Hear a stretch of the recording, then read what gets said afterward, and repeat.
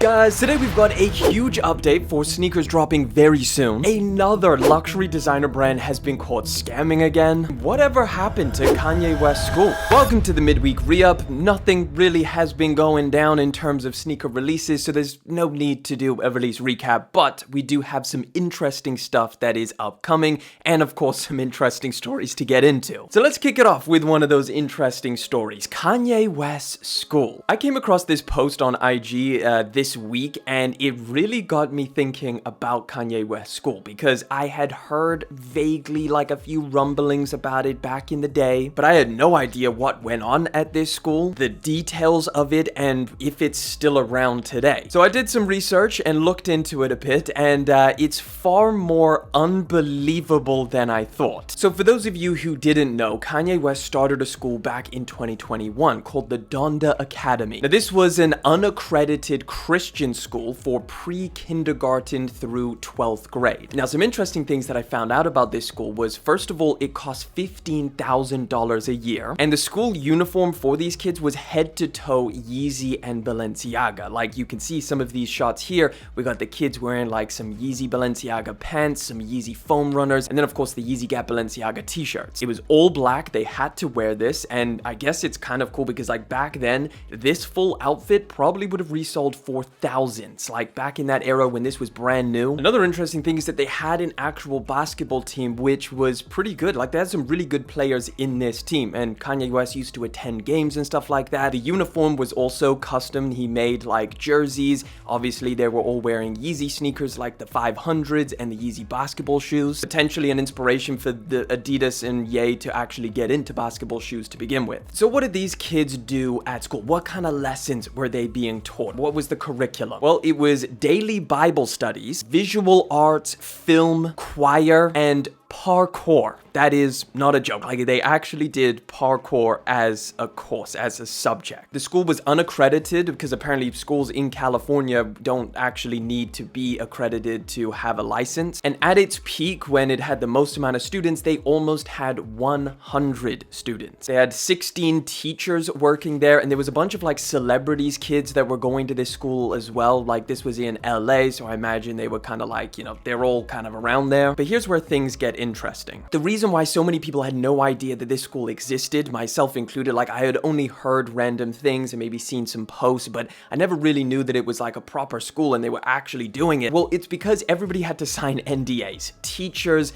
parents, and students all just could not talk about it, making this a huge secret. Even trying to find things online about it is super hard. I came across this video on YouTube when I searched for it of someone touring the school. Now, this is, I believe, before it opened as Donda Academy, but you can at least see the building that they were using. It looks like a bit of a rundown place. I don't know if they did it up very well, but it doesn't look like a $15,000 a year school, if you know what I'm saying. Like, all of the rooms are empty as of right now, and the interesting thing is that you think, okay, so when they started this as a school, they probably completely renovated it, made it super like futuristic. Not really, because apparently, according to some of the lawsuits that eventually got filed against this school, the students didn't have any chairs. They had to either stand or just, I guess, like sit on the floor. And this is what brings me to the part of like, what happened? What happened to this school? Is it still around? Is it still a thing? Well, the short answer is no, it got closed down. But before it got closed down, there were a bunch of different lawsuits that were filed by teachers and I believe some of the parents. So 3 of the main lawsuits that were filed, this is where things get like completely out of hand. So the first lawsuit that was filed was in April 2023. This was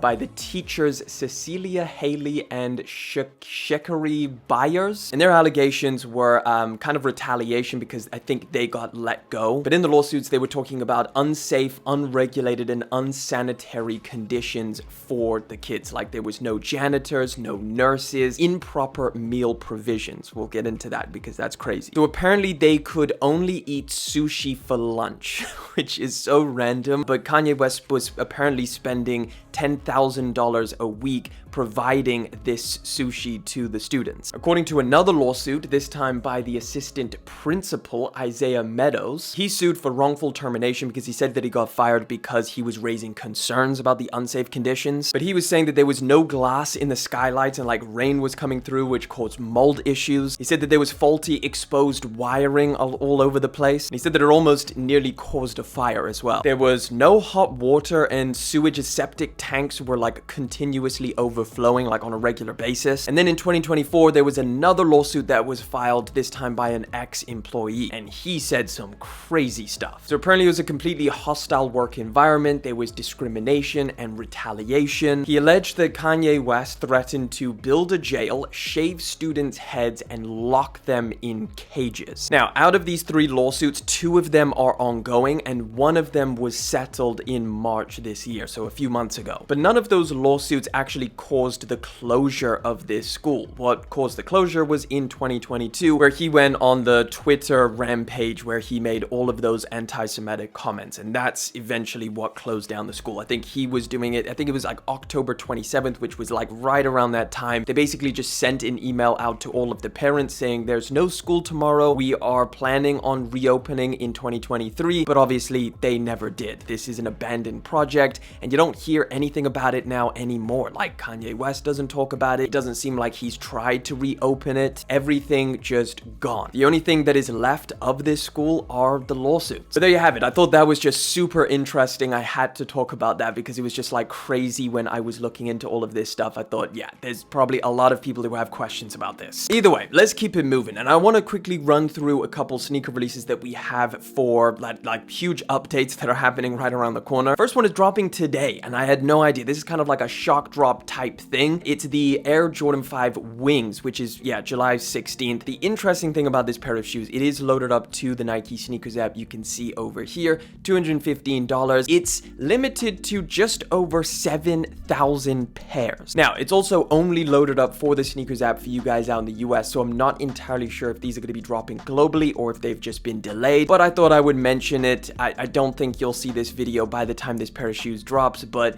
in case a few days later you're like, what the hell happened to that pair of shoes? Well, yeah, it's dropping today. Tomorrow, instead of another Supreme drop, they're just going to be doing their sale, which is something that they do pretty frequently. So July 17th for this, items are expected to be marked down 30%. So there's that. We're not entirely sure what items, but if you did want some discount Supreme, be ready because that will happen tomorrow. July 19th, we've got a very exclusive collaboration between Concepts and New Balance on the Absorb 2010 in the linen colorway. A very nice looking pair. The 2010 is a nice model as well, but unfortunately these are going to be exclusive to Concepts, so that is both in store and online at concepts.com. So pretty straightforward for the release of this one. Yeah, basically hardly anybody's going to be able to touch them, but thought, you know, anybody in the area or who is in the US and wants to try, go for it. Another new release, July the 24th. We previously didn't know about these, but the Salehe Bembury Crocs Pollux Juniper Realtree Camo is releasing. So this was thought to be a friends and family exclusive, just like the clogs that they did drop, the Realtree ones. This is also going to be extremely limited. Beasponge.com, it's going to be dropping on the 24th, and then hopefully there's a wider release through Crocs and maybe some other retailers. But the clog version was super limited, so I imagine these are as well. We also just got some images of Jordan Brand's X-Ray shirt, which I thought was very interesting. So they've got the Jumpman logo, but in an X-ray, so you can see the bones on the inside. Something that Nike and Jordan Brand love doing, throwing some kind of like X-ray theme on a sneaker or a t-shirt. But I did think these were exceptionally cool. These are going to be dropping this fall, although we do have official images, so I wouldn't be surprised if these pop up very, very soon. Either way, 45 bucks for these. Thought I'd mention it because it's kind of a dope t-shirt. One of the most anticipated sneakers for the entire year has finally got a release date, and that is the Adidas Pharrell Jellyfish sneaker in this orange colorway. This one is going to be dropping August the 15th. So this was originally supposed to be like a fall drop, so I was assuming kind of like September, October time. I don't know whether they moved that release up or not, but they did decide to drop these things kind of in the summer. I mean,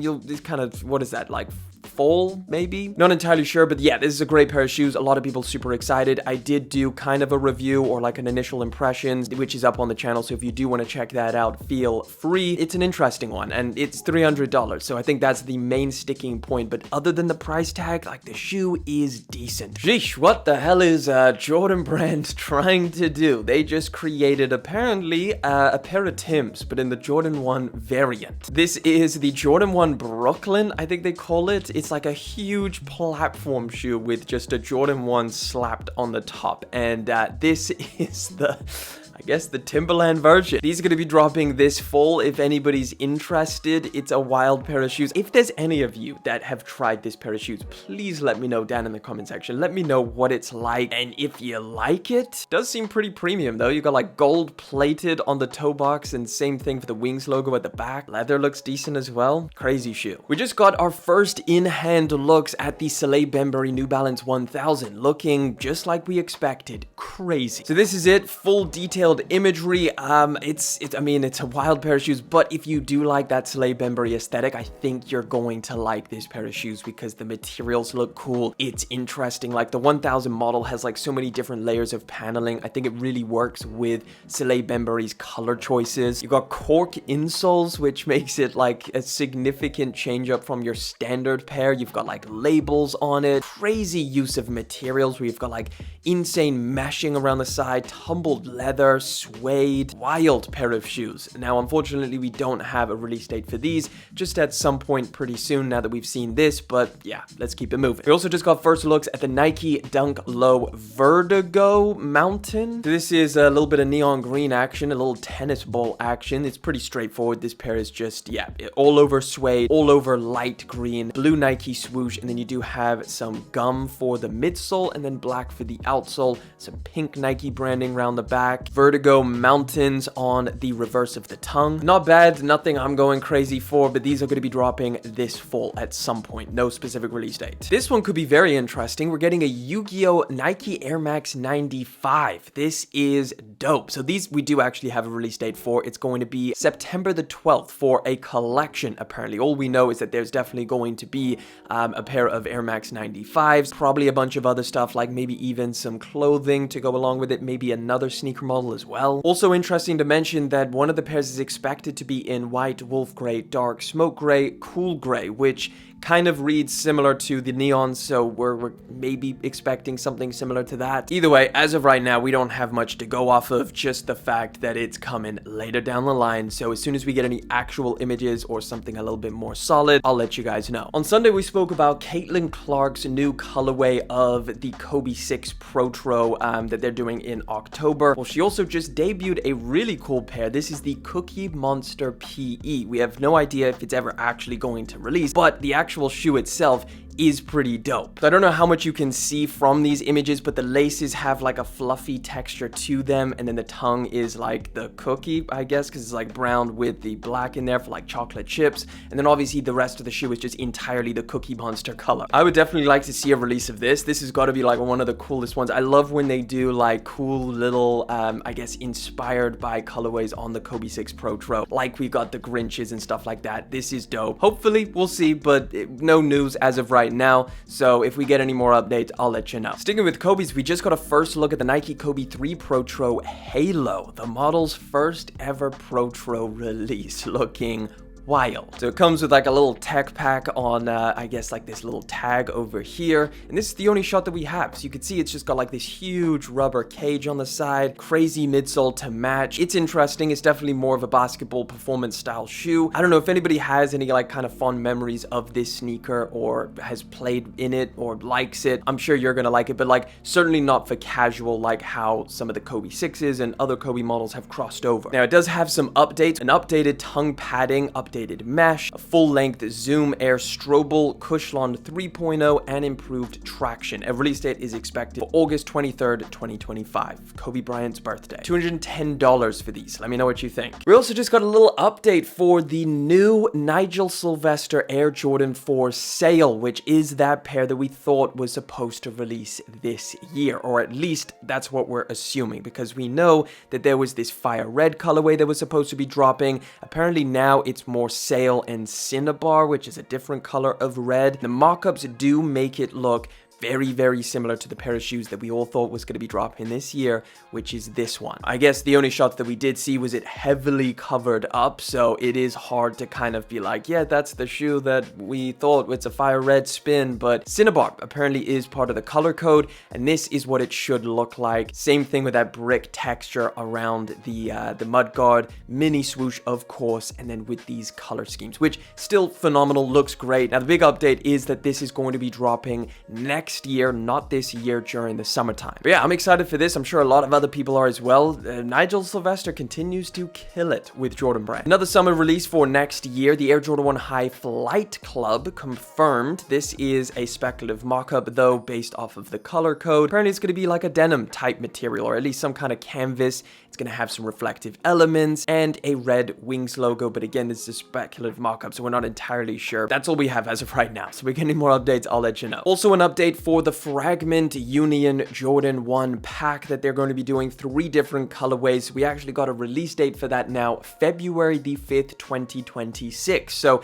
next year is kind of building up. You know, we kind of thought that Jordan Brand and Nike would have just dropped everything in 2025. Like, they're doing so much this year. It's like, what could they possibly drop next year? But apparently there is some heat, so there's some stuff to look forward to. Either way, I just wanted to let you know that. Let's keep it moving. We just got some on-foot shots of the upcoming Travis Scott FRGMNT Air Jordan 1 Low, another pair for this year, which is probably going to be one of the most hyped. The return of the FRGMNT collaboration, which is interesting that they're running it back on this one. Thought they would have done something new by now, but it's still a nice colorway, and it's still obviously going to get the people going. But yeah, just wanted to show you these on-foot shots because you do get this weird little lace thing on the, like, acting as a debris, and we've seen it. It's literally like a shortened lace. It's like this big, and it's got like this interesting weave to it, and you guess you just attach it to the top. I wonder what the explanation is behind that. Is it just like a little aesthetic thing? Yeah, that's a little look at what it looks like. It's strange. I've never seen that before. Either way, this is going to be a September release, so kind of close to that now. Like, yeah, it's a fast approaching. But I guess while we're on the topic of Jordan Brand and Nike doing the same things or going back in circles, the question for this week is Nike running out of ideas? Because ASAP Bari thinks so. So ASAP Bari took to, I believe, Instagram. He posted on his story this little shot, and he said, Nike gotta be running out of ideas. Now, obviously, he's kind of talking about his V-Loan collaboration, which is pictured over here, and the new Air Force One that Nike is dropping, which is over here. So they changed a shade of the orange and then put them out there. Now, this is nothing new. Obviously, we know that Nike has been doing this. They do like to kind of get that, you know, huge collaboration and then make like takedown versions of it where it's just a basic one, slight little change, but if you kind of like that, you can get a lot of it with this. But it has led a lot of people to be like, oh yeah, Nike has